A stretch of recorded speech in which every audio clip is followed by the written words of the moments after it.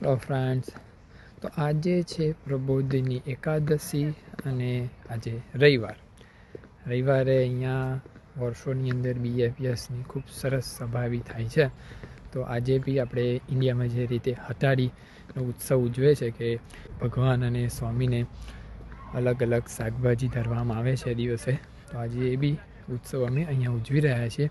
તો હું તમને બતાવીશ કે કયા કયા શાકભાજી છે અને કઈ રીતે ઉત્સવ આજે ફર્સ્ટ ટાઈમ અહીંયા વર્ષોની અંદર મંડળ જે છે ચાલે છે, ફર્સ્ટ ટાઈમ ઉજવવાના છીએ. તો આપણે જોઈશું કે કઈ રીતે ઉજવાય છે અને કઈ રીતે ભગવાનને અલગ અલગ શાકભાજી બધા ધરાવે છે.